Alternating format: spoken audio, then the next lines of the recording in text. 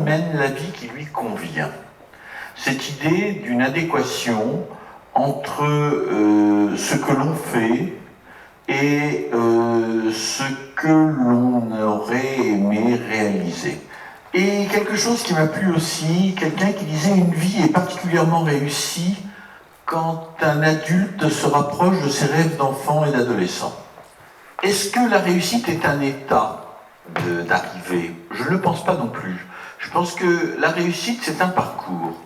C'est un travail de construction. Et ça me renvoie à l'idée même du mot réussite. Je me suis permis, parce que j'adore l'étymologie, d'aller regarder d'où ça sortait. Alors c'est un mot qui nous vient de l'italien, au début attesté en langue française vers le XVe siècle, et il signifie trouver une issue, réussite, re-issue, trouver une sortie. Ça va très loin, cette réalisation de soi, puisque ça peut aller jusqu'à mettre en cause sa propre survie pour rester fidèle à ses projets. Être capable de mettre en cause ce qui a le plus important, c'est sa survie, pour quelque chose qui fait sens pour le sujet ou pour un groupe de sujets. Dans ce cas de la réussite personnelle, on est du côté de ce que nous appelons en psychologie clinique, l'idéal du moi. L'idéal du moi, c'est une construction psychique, c'est notre boussole intérieure. La réussite, si tentée de développement personnel, passe par une certaine confiance en soi. Et cette confiance en soi est beaucoup plus facile quand elle a été nourrie par des attitudes éducatives, un regard parental, relayé par la société tant qu'à faire, mais au moins par un regard parental. Réalisation de soi, du sens, mais au prix d'un certain nombre de renoncements, au prix de facilité que l'on évite. Il a bien réussi. Maintenant, il roule dans une grosse voiture, il a une maison avec des nains de jardin et une piscine, etc., etc. Bon. Donc cette réussite sociale, c'est une mise en conformité avec les attentes d'un groupe social. Alors les reconnaissances par l'argent, par le train de vie, par un terme qu'on n'emploie plus, la munificence. Dans cette réussite sociale, l'image de soi est attendue, non pas du regard de soi sur soi, mais du regard des autres sur soi. L'importance qu'il y a à aider les personnes, alors c'est les enfants, c'est les adultes, à croire en elles-mêmes. Voilà, déjà réussir, c'est souvent déjà réussir professionnellement. Que veulent devenir ces étudiants donc du 93? Et il apparaît, alors là je vais commencer à enfoncer des portes ouvertes, alors excusez-moi parce que la sociologie fait souvent ça, mais en même temps c'est très rassurant, puisque ça veut dire que le monde social, il y a des portes, il y a des fenêtres, n'est pas complètement irrationnel. Réussir, au sens professionnel, un plat, n'a pas le même sens pour chacun, en fonction de sa discipline. Quand vous apprenez une discipline, pensez aussi pour discipliner votre esprit d'une certaine manière. Voilà, donc oui, en fait réussir n'a pas le même sens selon les disciplines et conduit donc à cultiver, privilégier certaines facultés, certaines valeurs plutôt que d'autres. Et donc conduit à se conformer à un certain modèle ou un canon, on pourrait dire.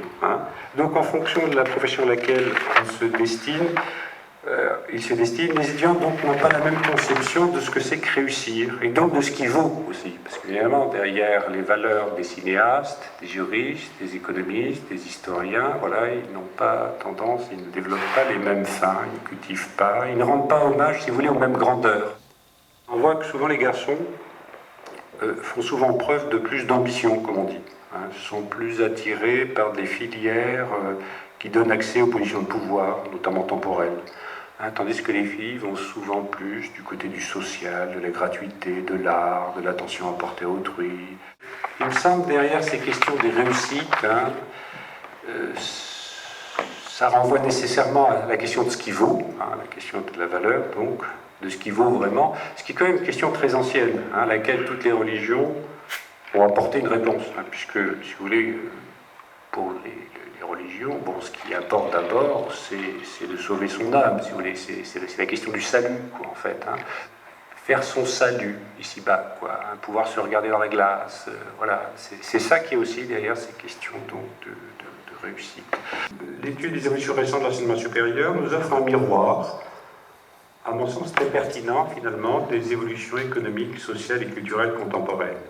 Il me semble que nous sommes à la fois témoins et nécessairement acteurs, que ce soit directement ou à travers, par exemple, les choix d'orientation de nos enfants, hein, d'évolutions très profondes contre lesquelles il est assez difficile de lutter. Hein. Les exigences de la professionnalisation, d'une certaine utilité sociale, font que, ma foi, le périmètre de discipline peut-être plus gratuite, a tendance à diminuer. Est-ce que l'on réussit pour soi ou est-ce que l'on réussit pour les autres? C'est-à-dire, par exemple, un alpiniste qui choisirait de gravir le Mont Blanc, si personne ne reconnaît le fait qu'il ait gravi le Mont Blanc, est-ce que le regard vient de moi sur moi ou est-ce qu'il vient des autres sur moi? Ce poids de ce qu'est la réussite, tel qu'on l'a entendu dans notre petite enfance, la réussite, c'est peut-être ni simplement personnel, ni social. Pour moi, la véritable réussite, c'est ce qu'on transmet, pas le patrimoine, mais que deviennent ceux qui viennent après nous. Il y a une manière de vivre en harmonie avec soi-même. Je crois qu'on échappe quand même très difficilement à l'emprise du monde extérieur, du monde social, de Dieu, etc. Il y a une crise de sens. Hein. Bon, ça fait un peu prophético-philosophique de dire ça, mais voilà, il y a une crise de valeur, une crise de la culture. Bon, moi, j'aimerais que l'université reste un lieu de pensée critique, que ce ne soit pas simplement une machine à produire des employés de bureau, comme disait... ou des personnes simplement fonctionnelles, appliquées, destinées à une tâche, un point barre. Quoi. Et donc c'est cette part d'humanité qu'on est en train d'essayer de poursuivre là, mais qui est difficile à déterminer. Moi, je n'ai pas de religion en la matière pour l'instant.